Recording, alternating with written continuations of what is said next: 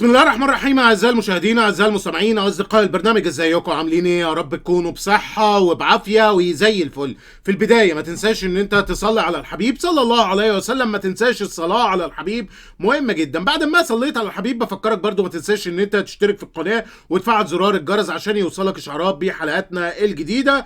وما تنساش ان انت تدعم الحلقه المهمه دي قوي باللايك للفيديو. طيب، نبدأ بإيه؟ خلينا نبدأ بحاجة مهمة جدا لازم تكون عارفها. بعد ما المولد بتاع كأس العالم للأندية خلاص اتفض والدنيا خلاص خلصت، والنادي الاهلي خد المركز الرابع وهو رجع معاه 2 مليون دولار، دي مكافأة المركز الرابع. وبأداء انا بشوف ان هو افضل اداء للنادي الاهلي في كل كاسات العالم اللي احنا لعبناها، رغم ان احنا خدنا نتائج تقيلة، ولكن كأداء فالاداء كان افضل من مثلا المرات اللي قبل كده، سواء مع بيتسو موسيماني او يعني لا جوزيه، طبعا الدنيا مختلفة.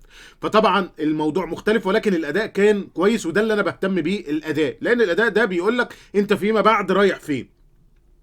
فالمهم كاداء، فالنادي الاهلي قدم اداء كويس جدا. المهم يعني بعد طبعا ما المولد ده خلص وبدانا احنا نخش بقى في سيناريوهات جميله جدا. وطبعا انت عارف ان احنا عندنا يعني حرب ضد النادي الاهلي بيتم استغلال فيها بعض النقاط، ولكن مش بشكل كامل، يعني بتبقى خفيفه كده، بنطلع حاجات ونبدا نتكلم على ازمات. طيب، عندنا حاجتين دلوقتي، او يعني نقدر نقول حاجتين ماشيه السكه عليهم، وهو الحاجه الاولانيه وهو رحيل مارسيل كولر، والناحيه الثانيه تجميد لعيبه النادي الاهلي زي محمد شريف، زي محمد مجدي قفشه، زي خالد عبد الفتاح. يعني في ناس بدات تتكلم على كده، تجميد الثلاثي. وركز معايا في كل كلمه بقولها، تمام. فاحنا دلوقتي دخلنا على حاجتين، يعني عندك مسار رحيل مارسيل كولر، المسار الثاني تجميد للاعبين. طيب تعال نشوف المسار الاولاني وهو مارسيل كولر. الناس اللي بتتكلم على رحيل مارسيل كولر، طيب هم بيستندوا ليه؟ اولا بيستندوا لاكتر من حاجه. اولا ان الراجل طلب طلبات ولم تتحقق، يعني الراجل كان عايز مهاجم، كان عايز مش عارف صفقه جناح، وطبعا الحاجات دي ما اتحققتش، مجلس اداره النادي الاهلي ما حققهاش، وبالتالي فالراجل غاضب وزعلان ومتضايق، وقال لك من الاخر انا بوعد ان انا ما اجيبش اي حاجه. والسؤال اللي بيطرح نفسه لما تسمع الكلام ده، هو في مدرب في الدنيا بيوعد انه ياخد كل البطولات؟ احترامي الشديد للي بيطرح الطرح ده، هل في مدرب في الدنيا انت بتيجي تتعاقد معاه تقول له والله انا عايز كل البطولات ولو ما جبتهاش تبقى انت فشلت؟ اكيد طبعا لا، اكيد طبعا لا. انت بتقول له ان احنا والله بننافس على البطولات، عايزين ننافس على البطولات دي وانت حاول بقى تاخدها. انما انت بتبقى، هل انت بتوعدهم ان والله لو جبتوا لي دول انا هاخد البطوله؟ طب لو ما جابولكش مش هاخدها؟ طبعا الموضوع مختلف جدا. طب ولو هل جابوها لك، يعني لو احنا مثلا معانا مهاجم وجناح، هل تضمن ان احنا ناخد برضو البطولات دي؟ طبعا لا، طبعا لا. لان الموضوع مختلف تماما. انا في الملعب الموضوع مختلف. ما هو وارد مثلا يجي لي مهاجم يجي في نص الموسم يتصاب، شكرا، يبقى كده المدرب يطلع يقول لك والله معلش انا كده خلعت؟ لا طبعا، الموضوع مفيش الكلام ده. فده حته ناس مشيت فيها. طيب الحته الثانيه، اصل التغييرات فين مش عارف مين، فين مش عارف مين، الكلام ده كله، ففي ناس مشيت في الحته دي. فانت عندك كذا سيناريو بدانا نخش فيه على الحوار، وان الراجل متضايق والكلام ده كله. طب الراجل اللي متضايق ده يطلع النهارده يحط البوست اللي انت شايفه ده ويقول لك شكرا لمشجعي الاهلي على الدعم الرائع في كاس العالم للانديه؟ يعني لو انا متضايق اطلع اتكلم مع الجماهير ولا اسكت، او حتى ابين غضبي، او يعني بلاش يعني اسكت خالص فما اتكلمش؟ فانا بقول لك ان في خطه موضوعه لتطفيش مارسيل كولر. انا بقولها لك اهو صراحه، في خطه موضوعه لتطفيش الراجل، بان احنا بقى كل شويه نبدا نشتغل له في الازرق زي ما كان بيحصل مع موسيماني في اوقات عزه، لحد ما الراجل بدا يفقد الثقه والدنيا بدات تنط بيه لتحت. ده الطبيعي. ما انت مدرب ماشي بشكل كويس، فنبدا بقى نخش في اشاعات كل يوم حاجه، كل يوم حوار، كل يوم حته، وواحده واحده الغضب يبدا يكبر يكبر يكبر مع مثلا اي نتيجتين سلبيتين او اي حاجه تبدا تخش معاه في صدام. وده اللي حصل، خلي بالك، مع بيتسو موسيماني. ما هو بيتسو موسيماني كان ماشي كويس جدا، فجأة اصل الراجل مش عارف ايه، فجأة لا ده والله ده محتاج مدرب مساعد، فجأة ده والله مش عارف ايه، حوارات بدأت تخش، وفجأة الدنيا باظت منك. يا جماعة الخير، الراجل مكمل مع النادي الاهلي، الراجل عقده ساري مع النادي الاهلي، ومفيش اي نيه لرحيله، ومفيش اي بوادر لرحيله سواء من الاداره او هو حتى شخصيا.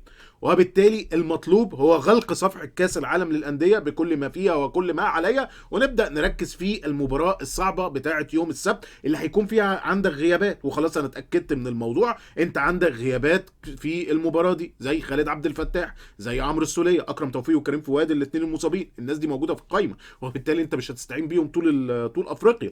فخالد عبد الفتاح، عمرو السولية مش موجودين. خالد عبد الفتاح بسبب الطرد اللي خده في مباراة بتاعة فلامينجو، الأخ عمرو السولية بسبب الإصابة بشد في السمانه، وبالتالي فالاثنين دول مش موجودين. طيب يبقى ده حاجه انت لازم تاخد بالك منها. نط على اللي بعده، وهو موضوع اللعيبه اللي هتتجمد.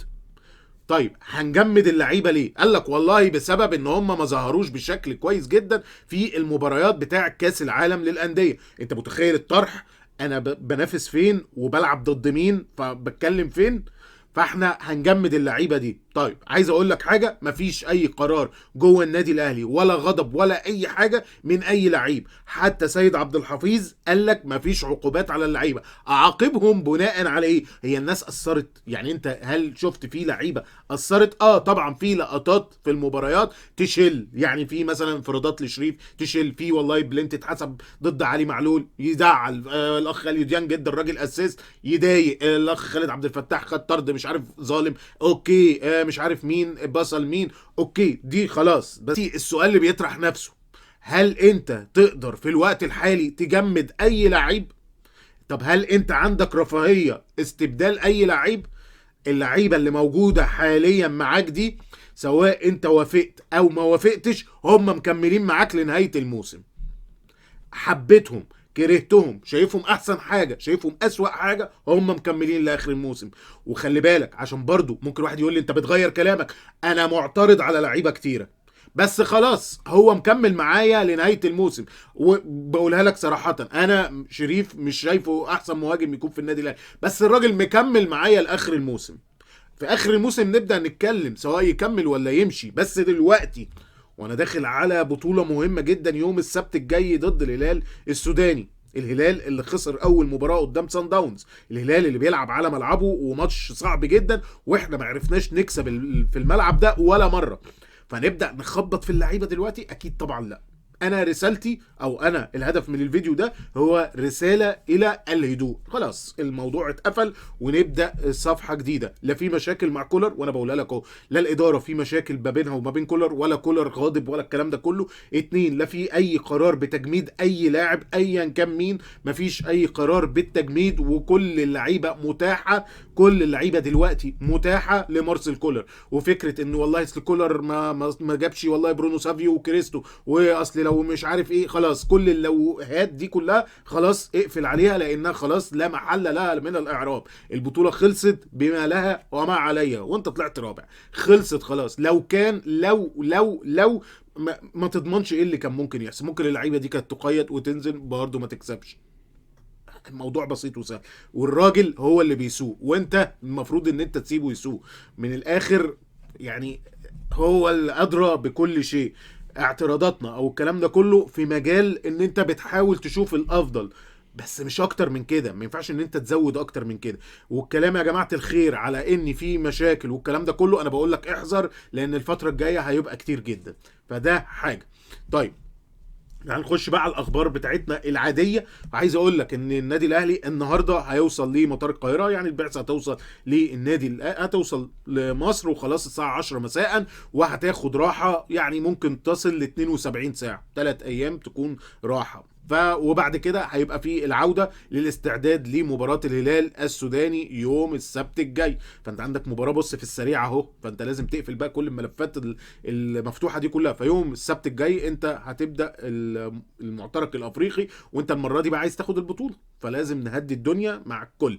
فزي ما بقول لك راحه سلبيه، وبعد كده هتعود للتدريبات. التدريبات مش هتكون على ملعب مختار التتش، لا هتنقل على ملعب بتاع مدينه نصر، لان ملعب مختار التتش فيه تصليحات. زي ما قلت لك الاهلي بالحصول على المركز الرابع ضمن ان هو ياخد 2 مليون دولار دخلوا للنادي الاهلي. فدي حاجه تكون عارفها. عايز اقول لك خبر يعني في تسريب كده من الكاف، بيقول لك ان مصطفى غربال احتمال كبير جدا يكون هو حكم مباراه الاهلي مع الهلال السوداني تاني، يعني لسه حكم لنا في كاس العالم فيجي يحكم لنا كمان قدام الهلال السوداني، فبصراحه يعني حاجه مش احسن حاجه. طيب عايز اقول لك ان الخطيب مضى بروتوكول تعاون مع الاتحاد المغربي وفوزي لقجع. البروتوكول ده بتاع ايه؟ بتاع استعداداتك، يعني انت مثلا لو عندك معسكر عايز تعمله مثلا بره فممكن تعمله في المغرب. لو انت عندك مثلا الاجنده تسمح ممكن تلعب مباريات وديه مع فرق مغربيه. يعني اي حاجه ليها علاقه بالحاجات دي كلها، سواء استعدادات قبل الموسم، مثلا فتره توقف عايز تعمل فيها يعني فتره اعداد، او اي حاجه ليها علاقه بالحاجات دي، فالمغرب جاهزه وموجوده. زي ما بقول لك مباريات وديه. الاهم بقى ان في مدربين من مصر هيطلعوا للمغرب ياخدوا الدورات التدريبيه، ودي خلي بالك المغرب شغاله فيها بشكل كويس جدا، فمدربين بقى بتوعك ياخدوا دورات والحاجات دي كلها، فدي خطوه كويسه جدا.